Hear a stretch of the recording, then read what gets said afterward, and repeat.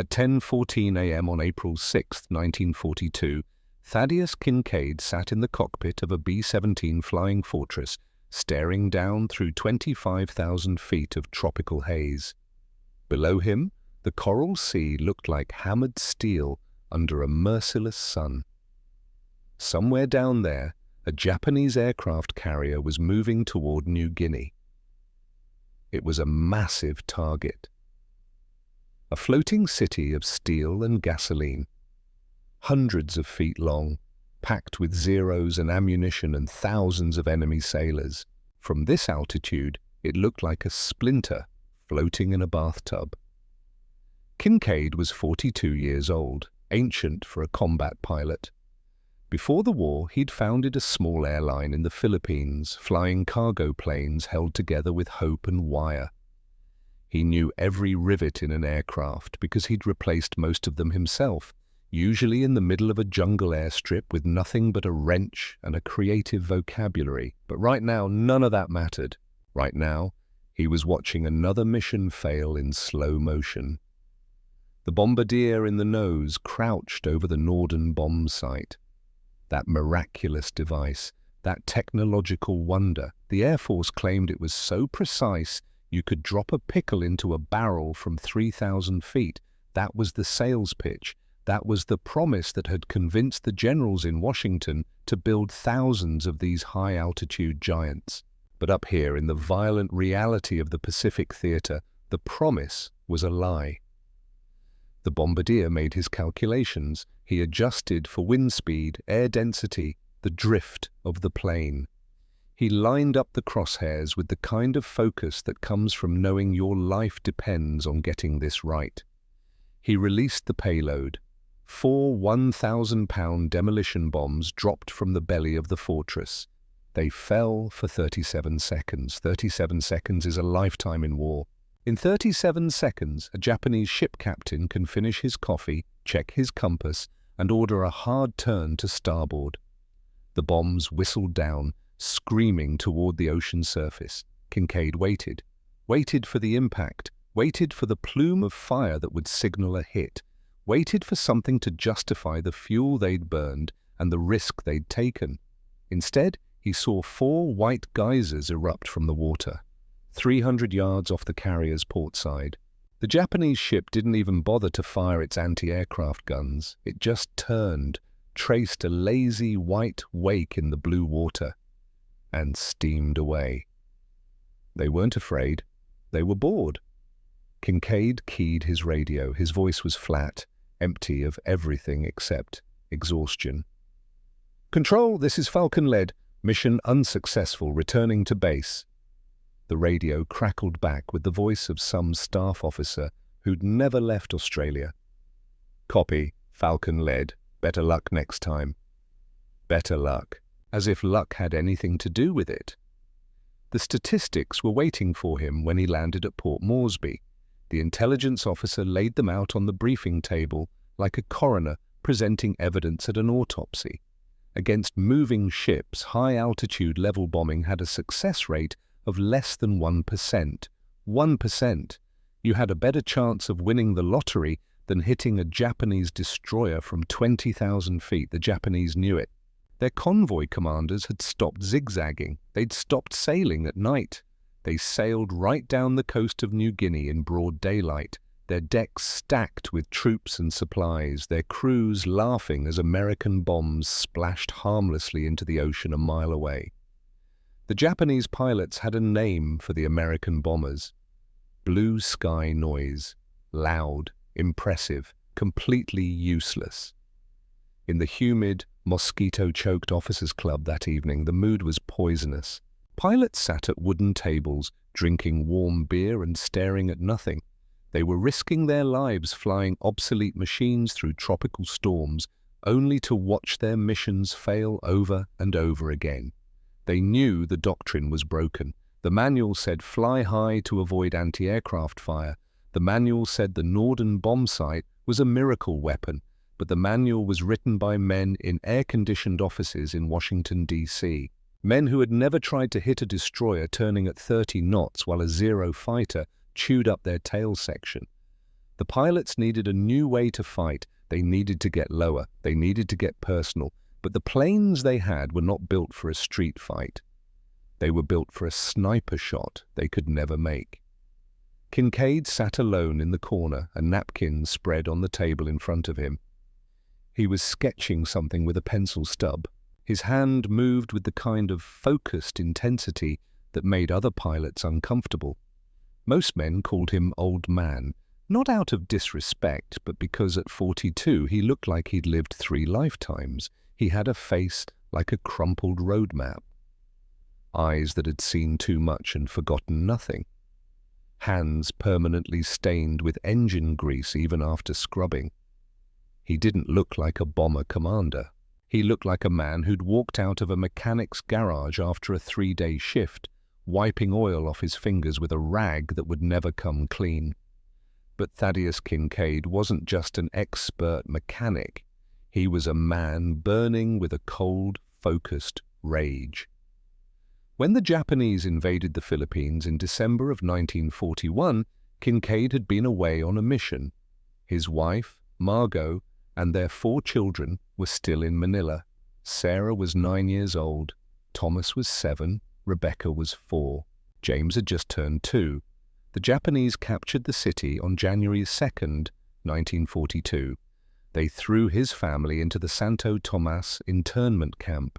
Kinkaid didn't know if they were alive. He didn't know if they were being fed. He didn't know if they were sick or injured or worse. All he knew was that every Japanese ship that reached New Guinea brought more soldiers, more supplies, and more time for the enemy to fortify their hold on the Pacific. Every ship that the high-altitude bombers missed was a personal insult. Every bomb that fell into empty ocean was another day Margot and the children waited in that camp. He didn't care about Air Force doctrine. He didn't care about safety regulations. He wanted to sink ships, and he wanted to do it now. Kinkaid looked at the B-25 Mitchell bomber sitting on the airstrip outside. It was a good plane, fast and sturdy. Twin engines that could pull you out of trouble if you knew what you were doing. But it was designed by the same committee thinking that had failed everywhere else. It had a glass nose, a greenhouse, a bubble of plexiglass at the front where the bombardier sat with his useless Norden bomb sight. The nose was a viewing platform, a delicate observation deck designed for precision bombing that never happened. It was fragile. A single bullet from a Japanese rifle could shatter the plexiglass and kill the crewman inside. It carried one pitiful .30 caliber machine gun on a flexible mount, a weapon that looked like a toy compared to the cannons on Japanese Zeros. It was a defensive weapon meant to scare away fighters, not to kill ships. Kinkaid walked around the B-25 on the tarmac, tapping the aluminum skin with his knuckles. He wasn't looking at it like a pilot. He was looking at it like a brawler looking for a heavy rock. He saw the potential the engineers had missed. The B-25 had twin engines that generated 3,400 horsepower. It was a muscle car with wings. And Kinkaid had an idea, a radical, insane idea. He wanted to strip out the bombardier, throw the Norden bomb sight into the trash, take that fragile glass nose and turn it into a solid wall of gunfire. His plan was simple and brutal. He wanted to mount .450 caliber machine guns directly into the nose of the aircraft, not on flexible mounts where a gunner had to aim them. No, he wanted them fixed, bolted to the frame, pointing straight ahead. He wanted to aim the entire airplane like a giant rifle.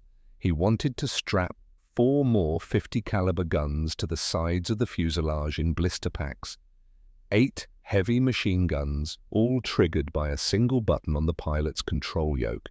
When he fired that button, the plane would unleash a storm of lead that could cut a destroyer in half. He wouldn't need to drop bombs from 5,000 feet. He could fly in at deck height, 50 feet off the water, sweep the enemy ship with a fire hose of bullets, kill the anti-aircraft gunners, shred the bridge, suppress enemy fire so completely that he could skip his bombs into the side of the hull like a stone skipping across a pond. It was a concept called strafing, but on a scale no one had ever attempted. Fighters strafed, Bombers bombed. That was the rule. Kinkaid wanted a bomber that strafed like a battleship. He drew up the sketches on napkins and scrap paper. He calculated the weight. He calculated the ammunition feed chutes. He measured the recoil forces with equations he half remembered from engineering textbooks he'd read 20 years ago. Then he sent the proposal up the chain of command. It went to Colonel Dalton Merrick, commander of the 5th Air Force Bomber Group. Merrick was a pragmatist, a man who cared more about results than regulations. He read Kinkaid's proposal twice, then forwarded it to the experts. The response from Continental Aircraft Corporation was immediate and scathing. Dr. Emmett Hargrove was the chief engineer at Continental, the company that built the B-25. He was 55 years old, with degrees from MIT and a career spent designing aircraft according to principles of aerodynamics and structural integrity. He looked at Kinkaid's request and sent an urgent telegram to Colonel Merrick. The telegram was 3 pages long. It explained in very technical and very condescending terms why Major Thaddeus Kinkaid was an idiot. It said the nose of the B-25 was not structural. It was a lightweight frame meant to hold glass, not heavy artillery.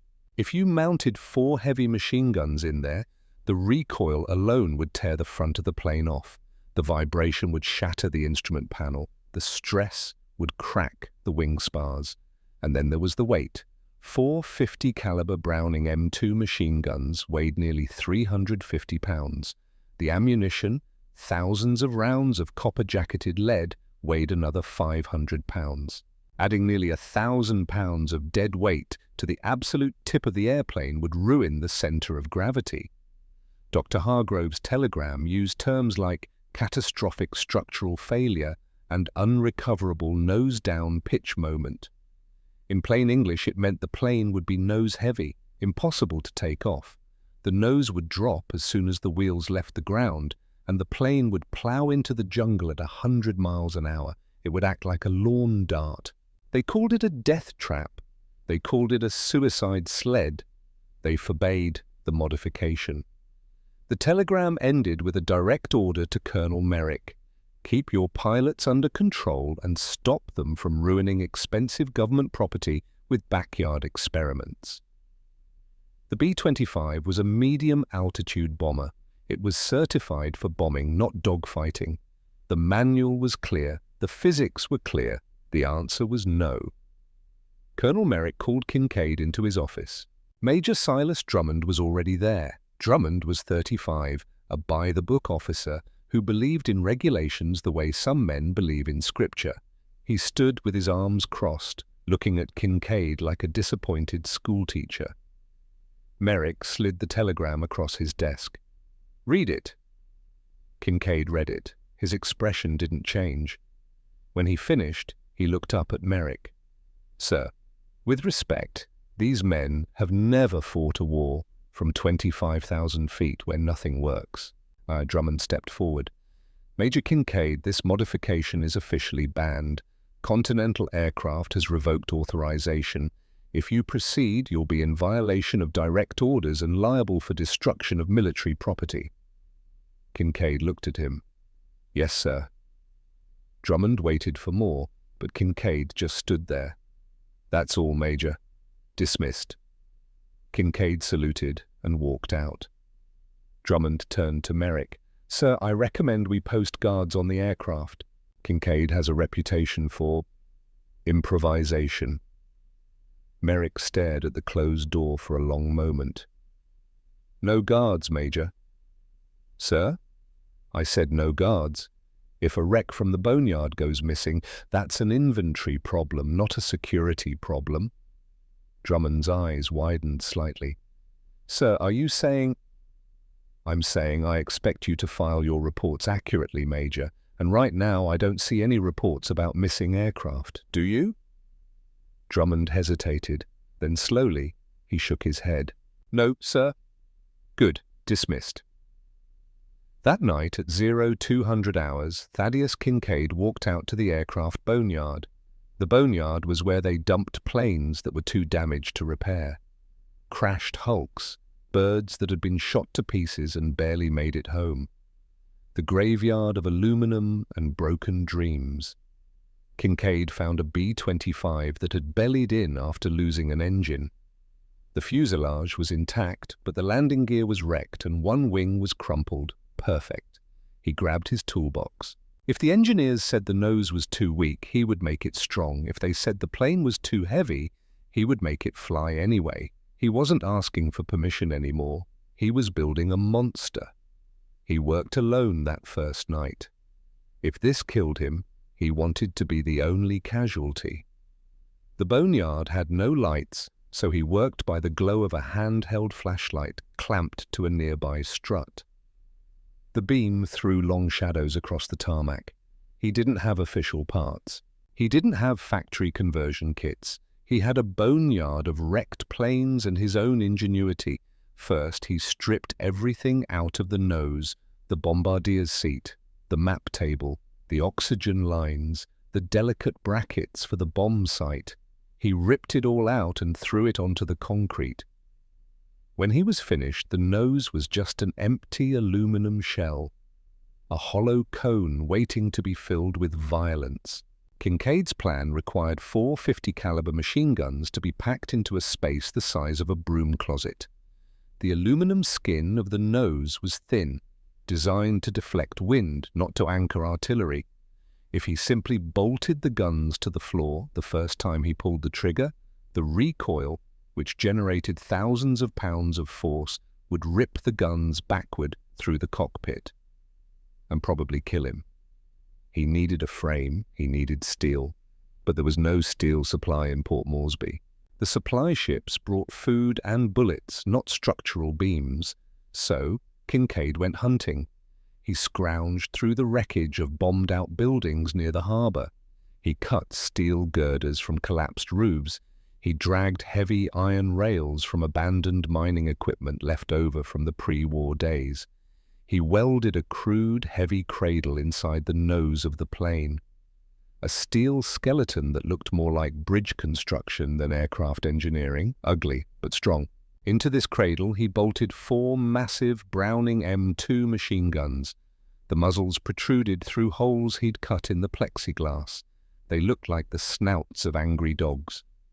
But mounting the guns was only the first problem. The second problem was firing them. In a fighter plane, the guns were wired to a solenoid, an electrical trigger on the control stick. Kinkaid didn't have spare aviation solenoids. The Air Force didn't send spare parts for unauthorized modifications. He had to improvise.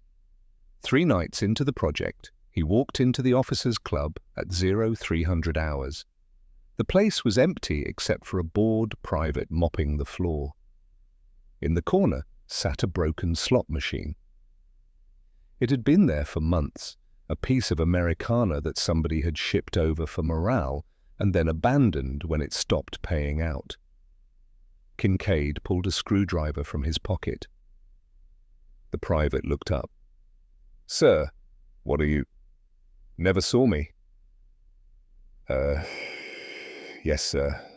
Kinkaid opened the slot machine's back panel and stripped out the solenoid mechanism, the little electrical trigger that had once dispensed coins into a tray. If it could dispense coins, it could dispense death. He carried it back to the boneyard and wired it into a homemade firing circuit. 4 guns, 1 button on the pilot's yoke, 1 trigger from a slot machine that had cost some sailor his paycheck 6 months ago. He wasn't done yet. He cut holes in the sides of the fuselage right below the cockpit windows. He mounted 2 more blister packs, adding another 2 guns to the array. Then he added 2 more on the other side. When the work was done, the B-25 looked absurd. It had so many gun barrels sticking out of its nose that it looked like a porcupine. But the engineers back in the States had been right about one thing: the weight. The plane was critically unbalanced. With nearly 1,000 pounds of guns, mounts, and ammunition stacked in the nose, the center of gravity had shifted dangerously forward. On the ground, the nose strut compressed until it looked like it was going to snap. The tail of the plane felt light, ready to lift off the tarmac at the slightest breeze. If a pilot tried to land this thing, the heavy nose would slam into the runway first, collapsing the gear and cartwheeling the bomber into a fireball. Kincaid didn't panic. He didn't run complex computer simulations. He just added ballast. He went to the tail of the plane and started bolting lead bars into the rear compartment. Heavy blocks of metal scavenged from fishing weights and counterweights from broken machinery. He moved the radio equipment from the front to the back.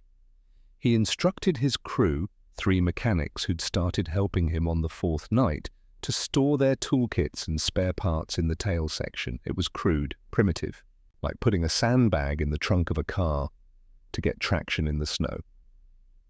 But it worked. The plane sat level. It was heavy, arguably too heavy for the dirt runway at Port Moresby, but it was balanced. On the 7th night, Colonel Merrick walked into the boneyard.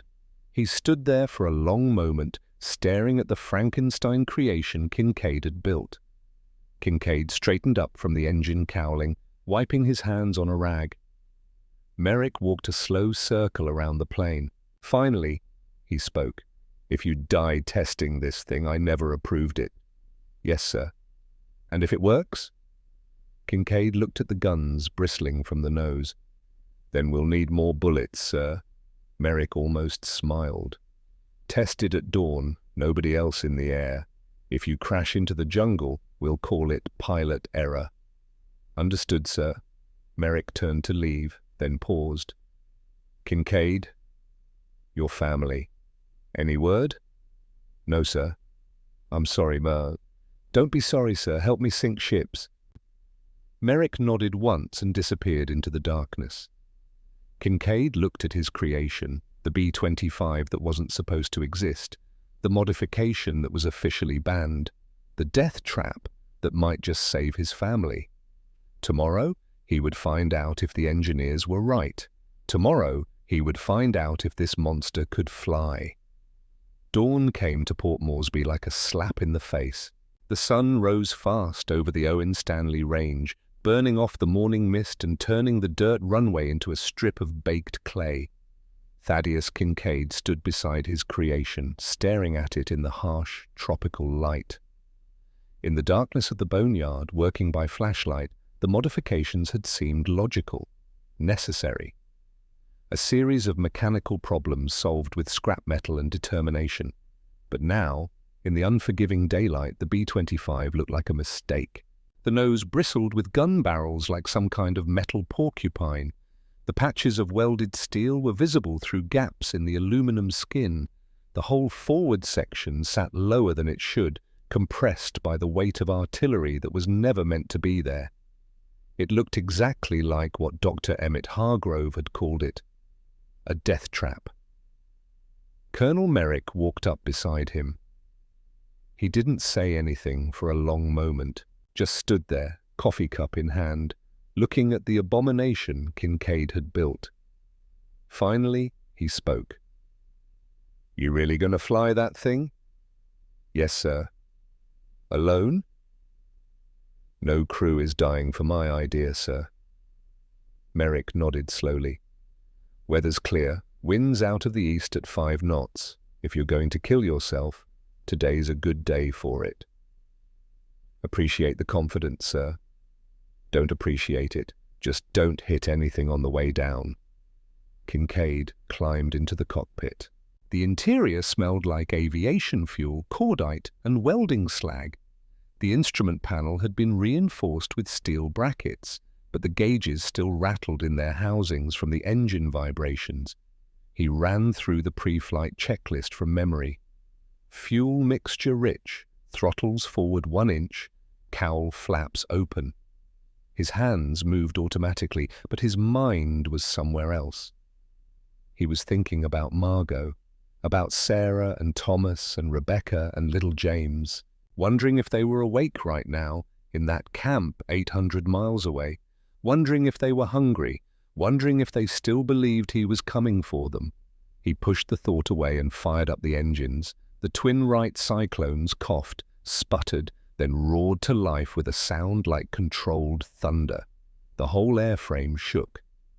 Not the normal vibration of a healthy aircraft. This was different. Deeper, like the plane was fighting itself. The nose guns rattled in their mounts. The steel cradle groaned under the weight. Kinkaid released the brakes and began taxiing toward the runway. The nose wheel shimmy was worse than expected. The heavy front end wanted to wander, pulling the plane off course. He corrected with rudder, overcorrected, corrected again. Ground crew scattered as he passed. Nobody wanted to be near this thing if it decided to tear itself apart. He reached the end of the runway and turned into the wind. No tower clearance, no flight plan, just Merrick standing by the operations tent, watching. Kinkaid pushed the throttles forward. The engines screamed.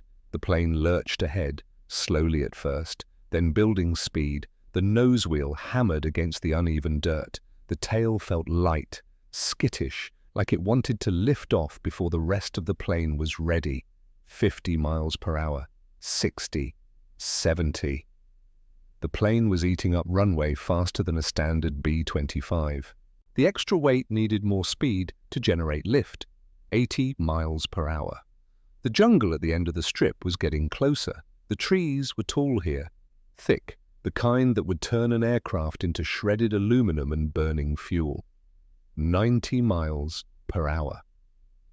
Kinkaid pulled back on the yoke. Nothing happened. The nose stayed down, welded to the earth by 1,000 pounds of guns and ammunition. He pulled harder, put his back into it, felt the muscles in his shoulders burn. The jungle was 200 yards away. 100 yards, at the last possible second, the moment when any sane pilot would have cut the throttles and aborted, the wheels left the dirt. The B-25 clawed its way into the air, lumbering like a drunk heavyweight fighter trying to stand up after a knockout punch. It wasn't flying, it was falling upward. The airspeed indicator showed 110 miles per hour, 10 miles per hour slower than a normal takeoff. The rate of climb was pathetic. 200 feet per minute instead of the usual 1,000, but it was climbing. Kinkaid leveled off at 3,000 feet and took a breath. The plane felt wrong in every possible way. Sluggish, nose heavy. The control yoke required constant back pressure just to maintain level flight, but it was flying. Dr. Hargrove had been wrong. The nose hadn't torn off, the wings hadn't folded, the instrument panel hadn't shattered. The lawn dart theory was just that, a theory. Kinkaid turned toward the ocean. He found a piece of floating debris 10 miles offshore, a wooden crate probably dropped from a cargo ship, bobbing in the gentle swells. Perfect. He set up his approach from 2,000 feet, descending in a wide spiral. This was the moment of truth. Everything else, the welding, the weight calculations, the slot machine solenoid, it all came down to this. Could the guns actually fire without destroying the plane? He leveled out at 500 feet, lined up on the crate, and squeezed the trigger. The response was terrifying. All 8 forward-facing guns erupted at once. The noise was beyond deafening. It was a physical force, a jackhammer roar that drowned out the engines, the wind, everything. It hit him in the chest like a shockwave. The plane shuddered violently. The entire airframe convulsed as thousands of pounds of recoil slammed backward through the structure. The rivets groaned, the steel cradle screamed, the instrument panel cracked despite the reinforcements. The smell of cordite flooded the cockpit, thick and choking, and the airspeed indicator, this was the part that made Kinkaid's eyes widen, the airspeed indicator dropped 20 miles per hour. The sheer force of the expanding gases and the flying lead acted like a retro rocket. The plane slowed down in midair, pushed backward by its own firepower. It felt like hitting a wall of water at full speed. But down below, the ocean's surface exploded. The water around the wooden crate turned into a white froth of impacts. Geysers erupted in a line 50 yards long. The tracers drew red lines through the air, converging on the target. The wooden crate didn't just break, it evaporated. 1 second it was there, the next second it was splinters and foam and nothing. Kincaid released the trigger. The guns fell silent. The plane surged forward again as the resistance disappeared. He banked away, circling back to where the target had been. There was nothing left. Not even debris, just disturbed water, slowly settling back to calm. Kincaid looked at his hands on the yoke. They were shaking slightly, not from fear, from something else. The engineers had said it would tear the wings off. It hadn't. It just kicked like an angry mule. He keyed his radio. "Control, this is Old Man. Weapons test successful. Returning to base." There was a long pause before Colonel Merrick's voice came back. "Define successful, Major." "Target no longer exists, sir." Another pause. "Copy that. We'll have the runway ready." The landing was harder than the takeoff. The nose-heavy configuration meant the plane wanted to drop onto its front wheels first. Kincaid had to flare higher than normal, bleeding off speed in ground effect, fighting the yoke all the way down. When the main wheels hit, the nose wheels slammed down immediately after with a violent bang that rattled his teeth, but the landing gear held. He taxied back to the boneyard and shut down the engines. When he climbed out, there was already a crowd waiting. Mechanics, pilots, even Major Drummond standing at the back with his arms crossed. Colonel Merrick walked up first. "Show me." Kincaid led him around to the nose. The gun barrels were still hot. The paint around the muzzles had scorched black. The smell of burnt powder hung in the air like incense. Merrick reached out and touched one of the barrels, then pulled his hand back quickly. "How many rounds?" 3-second burst, maybe 250 rounds total. "And the target?" "Gone, sir." Merrick looked at him. "Show me the damage to the aircraft." They did a walk-around inspection together. The steel cradle had held, but there were stress cracks forming at the weld points. The instrument panel was fractured. 2 rivets had popped loose in the fuselage skin. But the wings were intact, the engines were fine, the structure was solid. It was damaged, but it was repairable. More importantly, it was survivable. Major Drummond stepped forward. "Colonel, this aircraft is not airworthy. It's operating outside of certified parameters. Continental Aircraft has explicitly forbidden—" Merrick cut him off. "Major, what did you see this morning?" "Sir?" "You were standing right there. What did you see?" Drummond hesitated. I saw Major Kincaid conduct a test flight of a modified aircraft." "And what were the results?" "The aircraft returned safely. So the modification works." "Sir, the regulations clearly state, i.e., Major Drummond, I'm going to explain something to you. We are losing this war. The Japanese are bringing supplies down the coast in broad daylight because they know we can't touch them. They're laughing at us. Do you understand that? They're laughing." Drummond said nothing. "Now, Major Kincaid has built something that might actually scare them, and you're worried about regulations." "Sir, if we ignore regulations, we're no better than—" "We're trying to win, Major. That's what we're trying to do." Merrick turned to Kincaid. "How many can you convert?" "Sir? How many B-25s can you modify like this, with the men and materials we have?" Kincaid thought about it.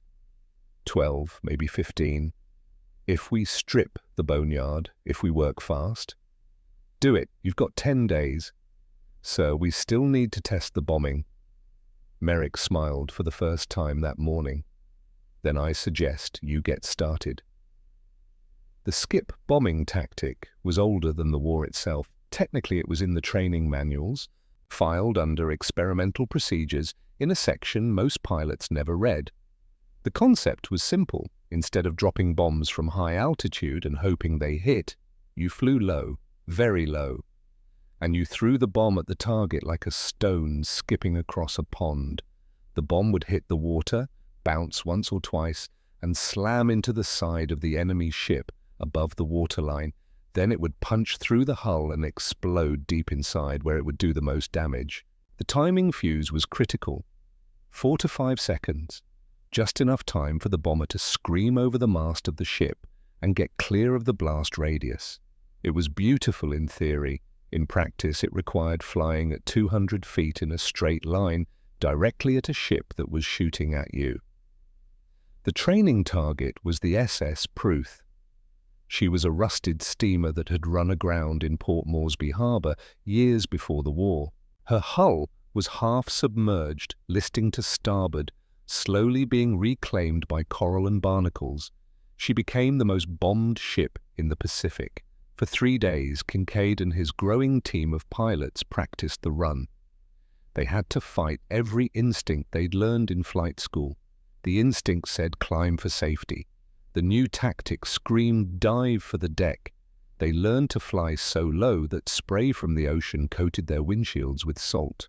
They learned to judge the height of the waves because a 4-foot swell at 230 miles per hour could rip off a wing. They learned that if they dropped the bomb too steep, it would dive and miss. If they dropped it too flat, it would skip over the ship. If they released too early, it would run out of energy and sink. If they released too late, they'd fly into their own explosion. The first day was disasters, bombs that plunged straight into the water. Bombs that bounced over the Pruth entirely. One bomb that skipped back up and nearly hit the bomber that dropped it. The second day was better. They started finding the rhythm, the sweet spot. 200 feet altitude, 230 miles per hour, 15-degree dive angle. Release at 300 yards. The bomb would skip once, twice, then slam into the hull with a sound like a church bell being hit with a sledgehammer. By the third day, they were hitting the Pruth 9 times out of 10. The rusted wreck was so perforated with holes it looked like Swiss cheese, but they were ready. While the pilots trained, Kinkaid and his mechanics worked 20-hour shifts converting more B-25s. They developed a system, an assembly line of brutality: strip the nose, weld the cradle, mount the guns, wire the solenoid, add the ballast, test the balance, move to the next plane. They scavenged parts from every crashed aircraft in the boneyard. They stole steel from bombed buildings. They melted down lead fishing weights by the hundreds. Major Drummond filed official protests every day. Colonel Merrick threw them in the trash every day. By the end of 10 days, they had 12 modified B-25s, 12 gunships, 12 commerce destroyers. They looked like monsters, brutal, ugly, completely outside the bounds of anything that was supposed to exist. They were perfect. The first combat mission came on a clear morning in early December 1942. Intelligence reported a small Japanese convoy creeping along the coast near Gona. 1 destroyer and 2 transport ships, probably carrying reinforcements and supplies for the garrison. In the old world, this would have been a safe mission for the Japanese. The Americans would have bombed from 5 miles up and missed, but that world was gone. Kinkaid led a flight of 3 modified B-25s out of Port Moresby just after dawn. They didn't climb. They dropped. They leveled out at treetop height, their propellers churning the humid air, following the coastline north. The Japanese lookouts on the destroyer saw the shapes approaching low over the water.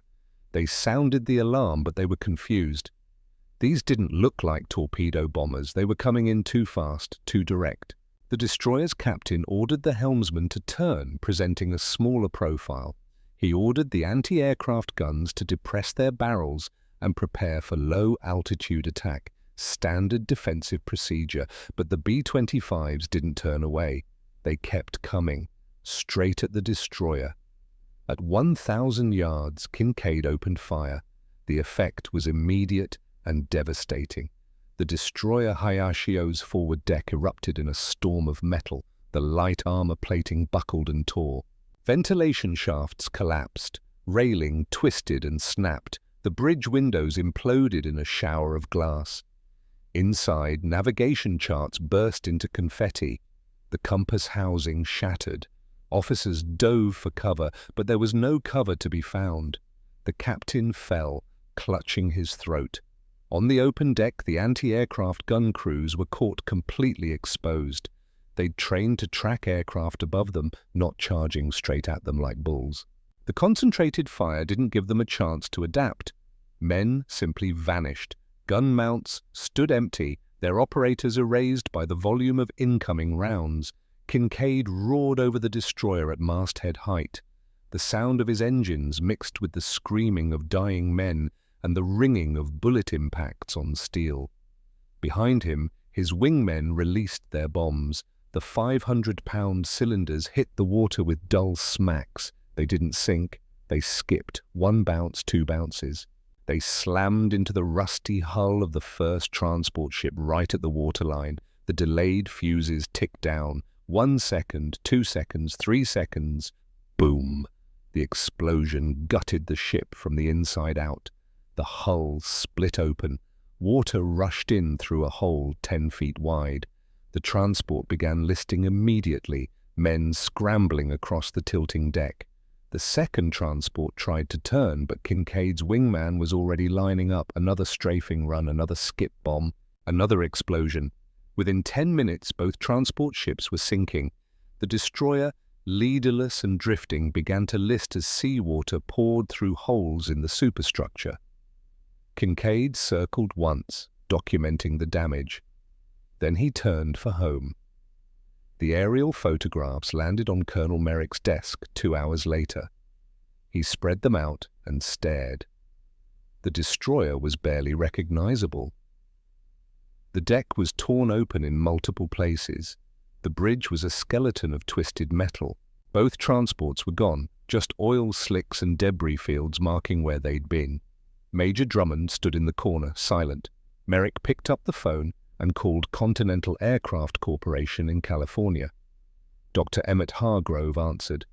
"Colonel Merrick, I assume you're calling to report the inevitable crash of that abomination your pilot built." "No, Doctor, I'm calling to request blueprints." Silence on the other end. "I'm sorry, what?" "Your engineers said the modification was impossible. They were wrong. I'm looking at photographs of 3 Japanese ships that Major Kinkaid just sank in under 10 minutes. More silence. That's not possible. The stress loads alone should have... Dr. Hargrove, I don't care about your stress loads. I care about sinking Japanese ships. Can you retool your assembly line or not?" A long pause. "How many do you need?" "As many as you can build." This will require complete redesign of the nose section, Colonel. We're talking about... Doctor, I'm going to make this very simple. A mechanic in a jungle boneyard with scrap metal and a slot machine just proved your engineers wrong. Now you can either help us win this war, or you can keep explaining why things can't be done. Which is it? Another pause. Then, quietly, "Send me the specifications. We'll start retooling immediately." Merrick hung up and looked at Kinkaid, who'd been standing in the doorway. "How soon can you do it again?" "Soon as we reload, sir."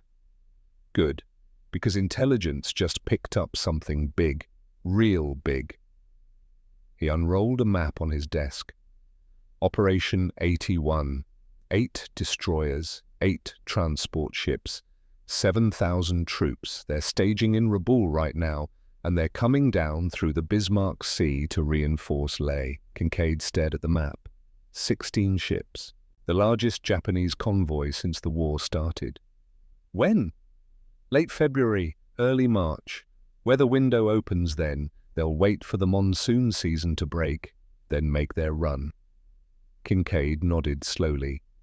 2 to 3 months to prepare, to train more crews, to perfect the tactics.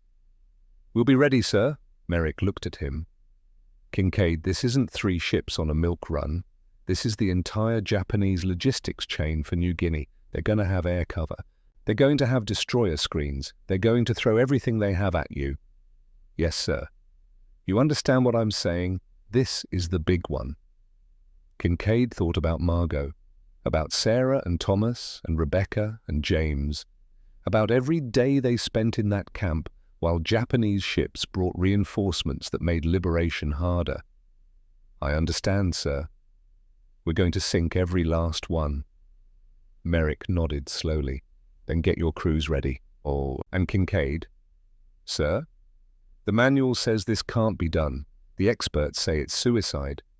Yes, sir. So prove them wrong one more time. On the morning of March 3rd, 1943, the Bismarck Sea was calm. The tropical storm that had shielded the Japanese convoy for 2 days had evaporated overnight, leaving behind a sky so clear and blue it looked unreal. Below, 16 ships cut through the Vitiaz Strait in confident formation. 8 destroyers, sleek and fast, formed a protective ring around 8 lumbering transport ships. These transports were packed with nearly 7,000 soldiers of the Imperial Japanese Army, along with drums of aviation fuel, ammunition, and spare parts intended to fortify the stronghold at Lai. Admiral Matsuyama stood on the bridge of the flagship destroyer Shirayuki, hands clasped behind his back. He was 61 years old, a veteran of the Russo-Japanese War. He'd seen battleships duel at Tsushima Strait. He'd watched empires rise and fall, and he knew the Americans were out there somewhere, but he also knew the statistics. His convoy had made runs like this before. The Americans would appear at high altitude, drop their bombs harmlessly into the ocean, and disappear. The tactic had never changed, and tactics that never changed became predictable. Predictable meant safe. He turned to his operations officer. Air defense status? All anti-aircraft batteries manned, Admiral. Combat Air Patrol has 6 zeros at 15,000 feet. Weather is clear. Excellent visibility. Good. Maintain course and speed. If the Americans come, we'll give them the same reception we always do. The officer bowed and returned to his station. Admiral Matsuyama looked out at the blue water, the clear sky, and allowed himself a small smile. This would be another routine convoy, another successful reinforcement. He was wrong. At Port Moresby, Thaddeus Kinkaid stood beside his modified B-25, watching the ground crews load ammunition. 12 aircraft, 12 crews, 12 chances to change everything. The belts of 50 caliber ammunition were being fed into the guns by hand. Each plane carried over 4,000 rounds, enough for sustained fire that would last, if they didn't overheat the barrels, about 90 seconds. 90 seconds to kill a convoy.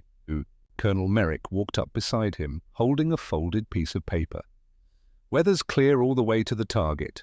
High-altitude bombers will go in first as bait. When the Japanese focus on them, you'll come in low from the east. Sun behind you. Kinkaid nodded. Air cover? P-38 Lightnings will engage any zeros at altitude, but if any fighters make it down to your level, you're on your own. Understood, sir.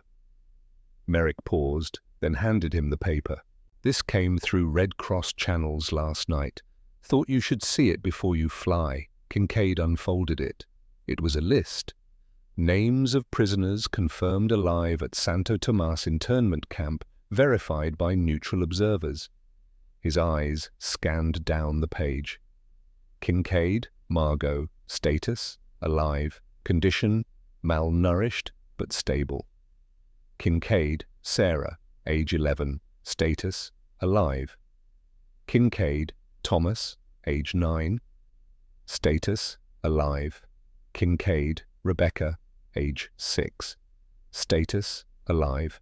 Kinkaid, James, age 4, status, alive. His hand didn't shake, his expression didn't change, but something inside him that had been wound tight for 15 months finally loosened just slightly. Thank you, sir.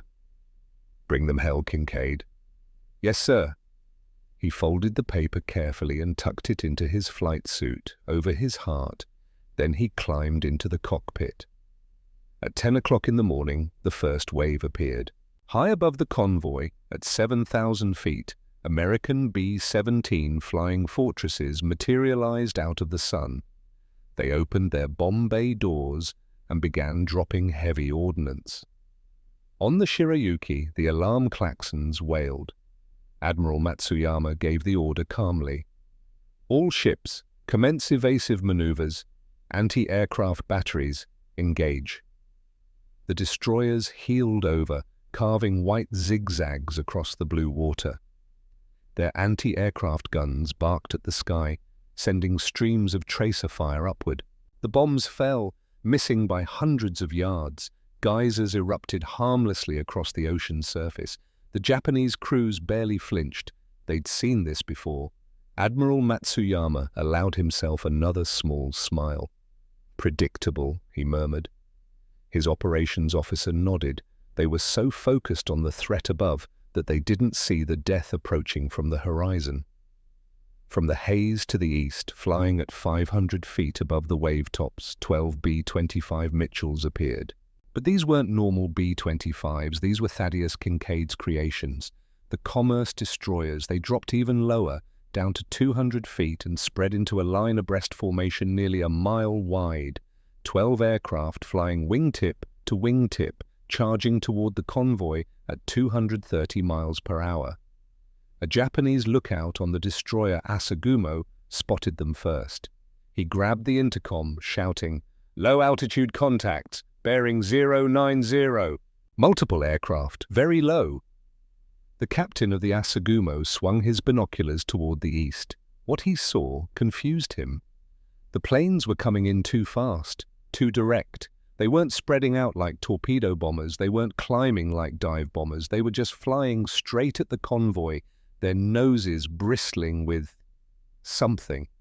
"All guns, depress barrels, engage low-altitude targets." The 25mm cannons swiveled downward, trying to track targets that were moving faster than anything they'd trained for, but the geometry was all wrong. The guns were designed to track aircraft crossing the sky at oblique angles, not aircraft charging head-on like cavalry. At 1,000 yards, Thaddeus Kincaid opened fire. This was the moment the concept of air power changed forever. It wasn't about dropping explosives from a distance anymore. It was about raw, brutal, kinetic energy delivered at point-blank range. Each B-25 was firing 8 to 10 50-caliber machine guns simultaneously.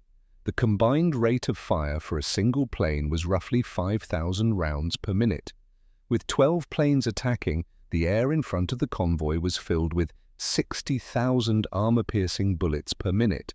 The sound was not a rattle. It was a continuous tearing roar, like canvas being ripped apart by a giant hand, but deeper, more primal.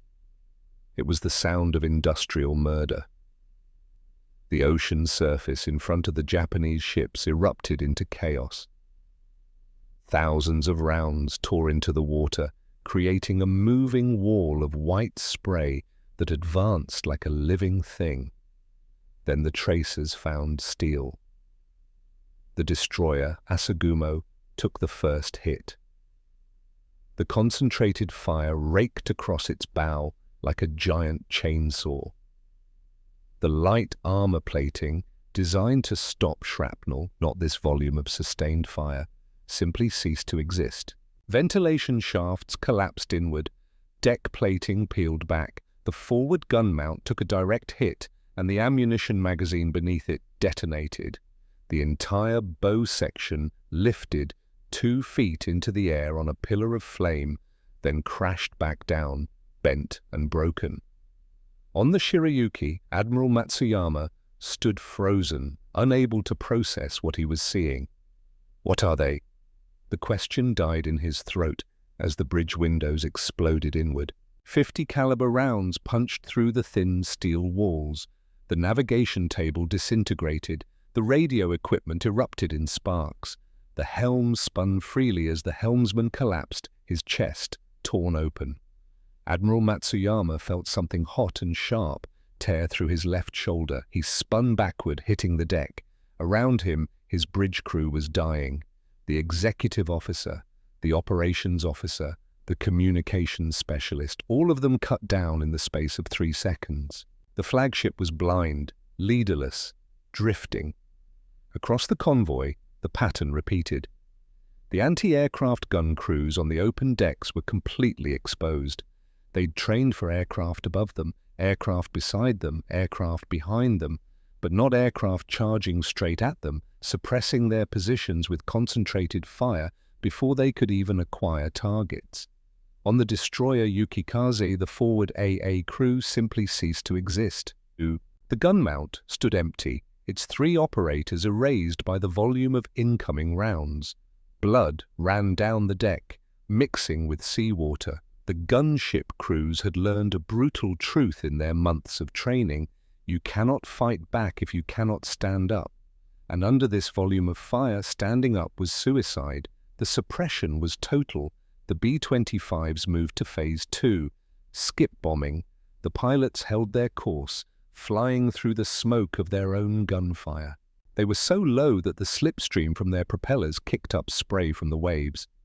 Kinkaid lined up on the nearest transport ship. It was massive, slow, wallowing in the water like a pregnant whale. At 300 yards he released his bomb. The 500-pound cylinder dropped from the belly of his plane. It hit the water at an angle, traveling at over 200 miles per hour. Physics took over. The bomb didn't sink. The forward momentum and the flat impact angle caused it to skip. 1 bounce, the bomb rose 10 feet into the air, still traveling forward. 2 bounces, closer now, the trajectory flattening, then it slammed into the side of the transport ship, right at the waterline. The steel hull was designed to withstand water pressure, not kinetic impacts from 500 pounds of explosives traveling at terminal velocity. The bomb punched through the hull like a fist through paper. It penetrated 6 feet into the cargo hold before the delayed fuse ran out. The explosion was confined by the ship's structure, amplifying its destructive force. The blast wave had nowhere to go but outward through weakened steel. The entire starboard side of the transport ship bulged outward, then burst open in a 40-foot gash that went from waterline to deck. Water flooded in. But that wasn't the worst part. The cargo hold had been packed with aviation fuel drums. The explosion ruptured dozens of them simultaneously. Burning fuel spread across the interior of the ship, turning it into a floating oven. Soldiers scrambled for the deck, but the ship was listing so heavily that the starboard side was already underwater. Men jumped. Men screamed. Men burned. Kinkaid pulled up sharply, climbing over the mast of the dying ship. Behind him, his wingmen were lining up on the other transports. The destroyer Tokitsukaze tried to maneuver into a defensive position.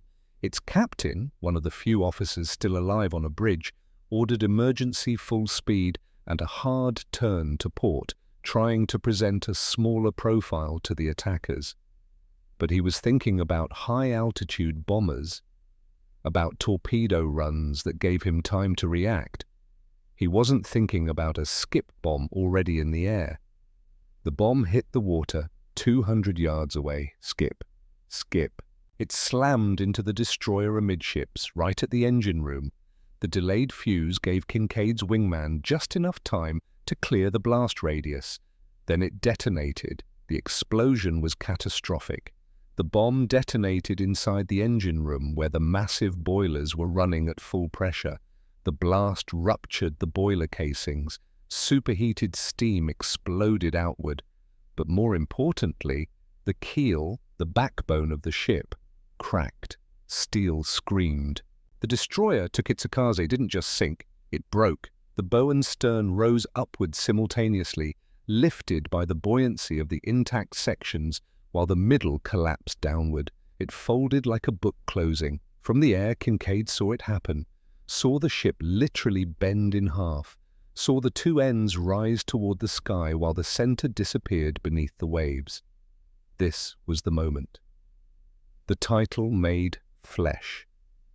The transport ship sawed in half by the force of an internal explosion. The image that would appear in the after-action reports, that would be studied by naval architects for decades, that would prove beyond any doubt that the skip bombing tactic worked. The destroyer took less than 4 minutes to disappear completely. The battle became a massacre. The B-25s came around for second passes. Third passes, it was a conveyor belt of destruction. One plane would strafe and bomb, peel off. and another would take its place immediately. The Japanese transports, slow and overladen, tried to scatter, but they were too slow, too heavy. The commerce destroyers hunted them methodically. On the transport ship Kyokusei Maru, the deck was packed with soldiers. They'd been ordered topside when the attack began, to avoid being trapped below if the ship was hit. It was a fatal mistake. A B-25 lined up on the ship from dead astern. The pilot held down the trigger for a full 5-second burst. 40 caliber rounds swept across the packed deck like a scythe through wheat. Aviation fuel drums ruptured. Ammunition crates exploded. The wooden deck splintered and caught fire. The soldiers abandoned ship, jumping into the water to escape the flames. But the water offered no safety. More B-25s made strafing passes on the survivors in the water. It was brutal. It was ugly. It was war at its most primitive. Later, the pilots would struggle to talk about this part, would wake up at night thinking about it. But in the moment, they were following orders, destroying the enemy's ability to reinforce, ensuring that none of these 7,000 soldiers reached New Guinea. By noon, the convoy was destroyed, not just defeated, annihilated. 7 of the 8 transport ships were sinking or burning. 4 of the 8 destroyers were at the bottom of the Bismarck Sea. The remaining ships were crippled, drifting, their crews evacuating into lifeboats. The Japanese Combat Air Patrol, 6 Zeros that had been circling at altitude, finally dove down to engage. But they were met by P-38 Lightnings, which had been waiting for exactly this moment. The dogfight took place at 15,000 feet, far above the slaughter below. One B-25 was caught by a Zero that broke through the screen. The fighter made a single pass, raking the bomber's starboard engine with cannon fire. The B-25 pilot, Lieutenant Marcus Webb, fought the controls as the engine seized and caught fire. "Mayday, Mayday, this is Thunder 2, we're hit. Engine out, going down." Kincaid's voice came back over the radio. "Thunder 2, can you make land?" "Negative, we're bailing out. See you boys back home." The crew evacuated over the jungle. All 5 men survived, were picked up by Australian coast watchers and made it back to Port Moresby 3 weeks later. But that was later. Right now, Kincaid was circling the carnage, documenting the damage. Oil slicks stretched for miles, debris fields marked where ships had been, lifeboats dotted the water, filled with stunned Japanese sailors. The impossible tactic had worked with terrifying efficiency. The skip bombs had proven more lethal than torpedoes, more accurate than high-altitude bombing. The hit rate had been over 80%. 80%, compared to less than 1% 4 months ago. Kincaid keyed his radio. "All commerce units, this is Old Man.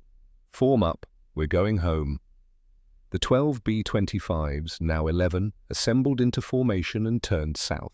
Behind them, the Bismarck Sea burned. Thaddeus Kincaid flew back to Port Moresby with his plane riddled with shrapnel from exploding ships. The gun barrels in the nose were burnt blue from the heat of sustained firing. The paint around the muzzles had scorched black. Shell casings rattled around the cockpit floor. He landed the heavy beast, the lead bars in the tail keeping it balanced as it touched down. He taxied to the revetment, killed the engines, and sat in silence for a moment. The smell of cordite, the ringing in his ears, the weight of what he'd just done. 7,000 Japanese soldiers. Most of them were dead or dying in the water right now. He thought about the piece of paper tucked over his heart. Margot. Alive. Sarah, Thomas, Rebecca, James alive. This was the price. Becca. This was what it cost. He climbed out of the cockpit. Colonel Merrick was waiting, along with a crowd of ground crew and pilots.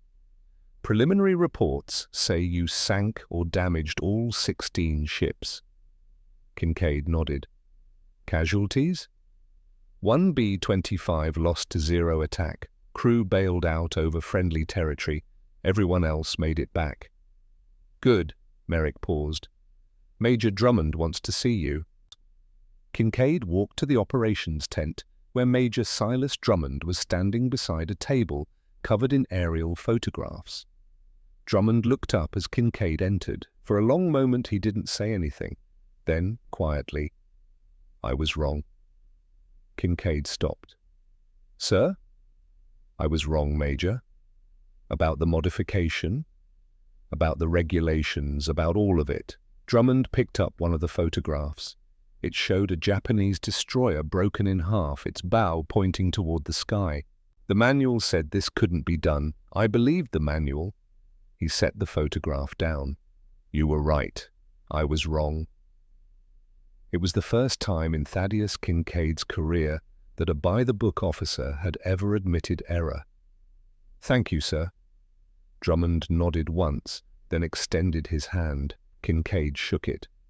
"For what it's worth, Major, that thing you built is going to win this war." "It's going to help, sir, but we've got a long way to go." Drummond almost smiled. "Then I suppose I should stop filing complaints about it." "That would be appreciated, sir." 3 days later, a C-47 transport landed at Port Moresby.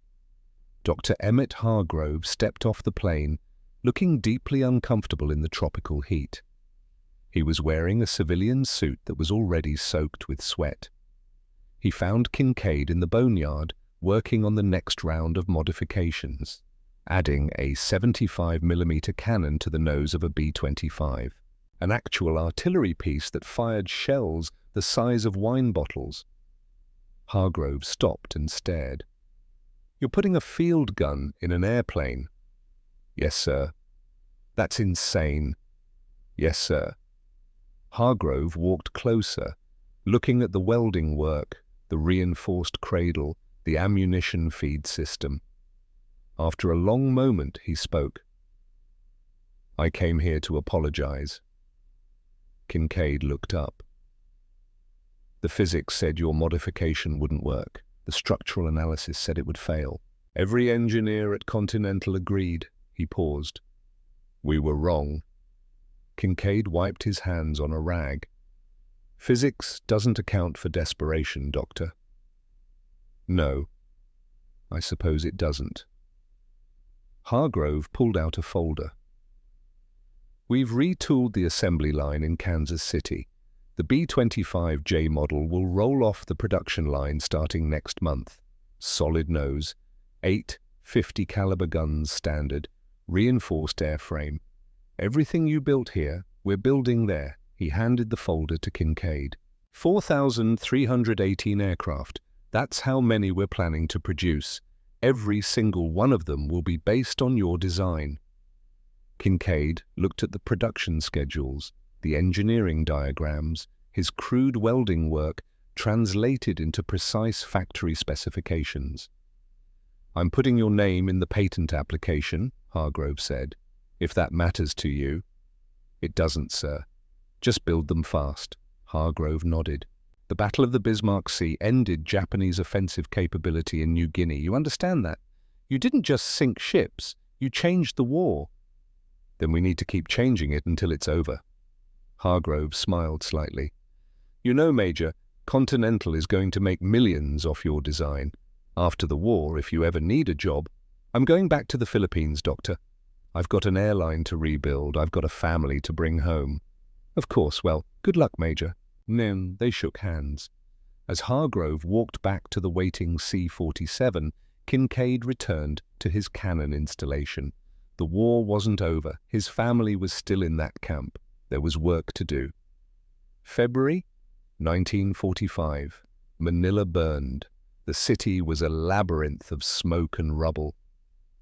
Japanese soldiers fought from every building, every alley, every basement. They'd turned the capital into a fortress, and they were making the Americans pay for every block. But the 1st Cavalry Division didn't care about the cost. They had orders to reach Santo Tomas internment camp, and they were going to reach it. At 2100 hours on February 3rd, 1945, the lead tanks smashed through the gates. The guards had fled. The camp was open. Prisoners streamed out, skeletal figures in rags, blinking in the lights of the American vehicles. Some were crying, some were laughing, some just stood there unable to believe it was real. Thaddeus Kincaid was in the second wave of vehicles. He'd landed in Manila 2 days earlier while the battle was still raging. He'd pulled strings, called in favors, and outright disobeyed orders to get here. Colonel Merrick had looked the other way. Kincaid moved through the crowd, scanning faces. The internees were hard to recognize. 3 years of malnutrition had changed everyone, aged them, hollowed them out. Then he saw her, Margot. She was standing near the main building, helping an elderly woman who could barely walk. She weighed maybe 90 pounds. Her hair was completely grey now, though she was only 40.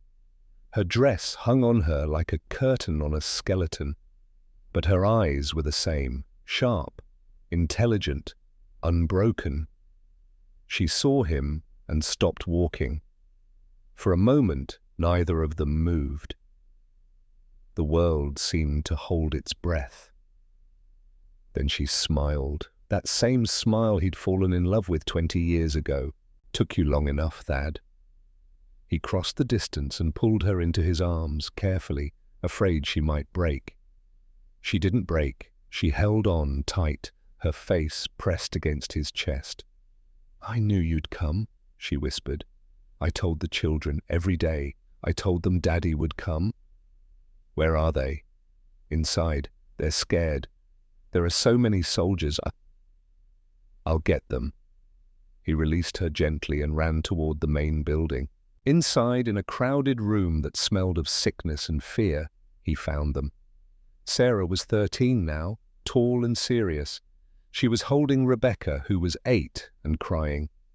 Thomas was 11, standing guard over his younger brother James, who was 6 years old, and staring at everything with wide, frightened eyes.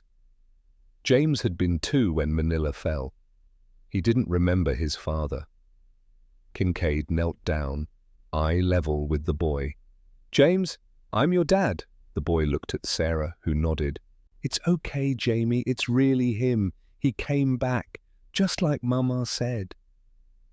James studied Kincaid's face for a long moment. Then tentatively he took one step forward, then another, then he ran into Kincaid's arms. Kincaid held his youngest son and felt something inside him, something that had been iron and rage for 3 years, finally crack. Sarah came next, trying to be strong, trying not to cry, failing. Then Thomas, then Rebecca. They stood there in the ruined camp while Manila burned around them. A family reunited by violence and held together by stubborn refusal to give up. The war had cost them 3 years. But they'd survived, all of them. October 16th, 1957. Thaddeus Kincaid was 57 years old. He'd returned to the Philippines after the war and rebuilt his airline from nothing. Philippine Air Transport, small routes between the islands, cargo and passengers, honest work. His children were grown now. Sarah was married, living in Manila with 2 children of her own.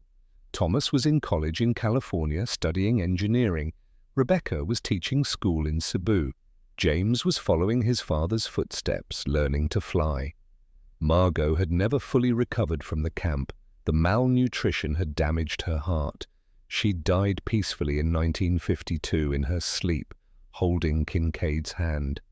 He still wore his wedding ring.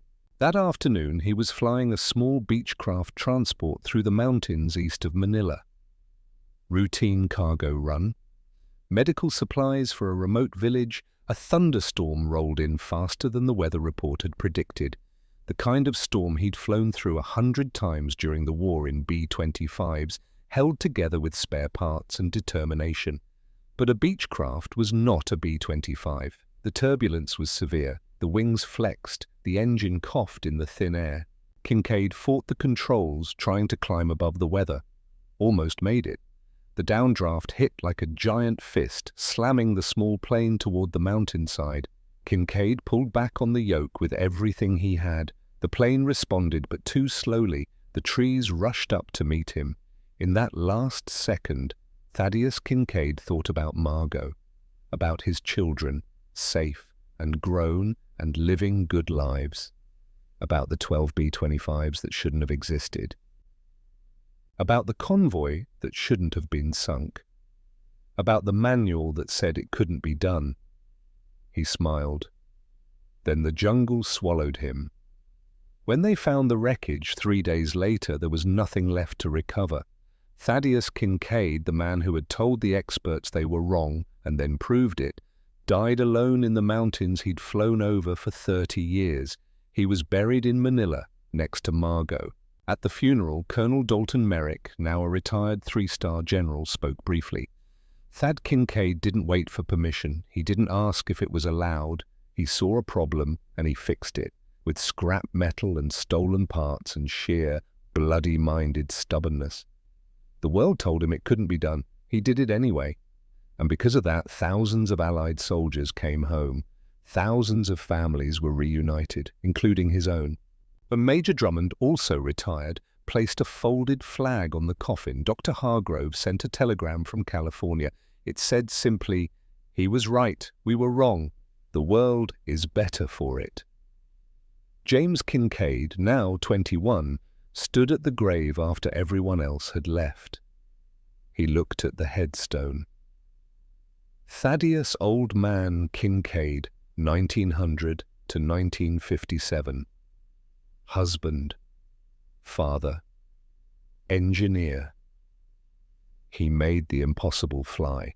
James placed a single item on the grave, a piece of metal, a section of aluminum skin from a B-25J with 8 bullet holes arranged in a tight cluster, a piece of the plane his father had built when the world said he couldn't. Then he walked away. Today, if you walk through the National Museum of the United States Air Force in Dayton, Ohio, you'll see a B-25J Mitchell bomber. It has a solid nose, 8 .50 caliber machine guns, reinforced airframe. The placard reads, B-25J Commerce Destroyer, developed 1942 to 1943 in the Southwest Pacific Theater, modified by field personnel to carry forward-firing armament for low-altitude anti-shipping attacks. Production model based on combat modifications by Major Thaddeus Kincaid, USAAF. 4,318 aircraft produced. Battle of Bismarck Sea, March 1943. 16 Japanese ships destroyed in single engagement. Changed the course of the Pacific War. Most people walk past it without stopping. They see just another World War II airplane. They don't see the midnight welding sessions in a jungle boneyard. They don't see the slot machine parts wired into a firing circuit. They don't see the engineers shaking their heads and saying it won't work. They don't see the man who built it because the manual said he couldn't, because the war said he had to, because his family was waiting and the ships kept coming. But we see it. We see the physical manifestation of what happens when desperation meets determination. We see the forbidden modification that changed warfare. We see the lawn dart that broke the back of the Japanese convoy system. We see proof that sometimes the experts are wrong. And sometimes the only way forward is to ignore them, trust your hands, and build the impossible with scrap metal and rage and love. Thaddeus Kincaid's story is a reminder. The manual is just paper. Necessity is the real engineer. When the world says it can't be done, you don't argue. You grab a torch, you grab a wrench, you grab a slot machine solenoid if that's what it takes. And you prove them wrong. The aircraft in that museum wasn't supposed to exist. 4,318 times it proved that wrong. The man who built it wasn't supposed to succeed. Every sunken ship in the Bismarck Sea proved that wrong. The family wasn't supposed to survive. They did. Because one man refused to accept the word impossible. His modification was banned until it sawed a transport ship in half. Then it became standard. That's how you change the world. Not with permission, with results.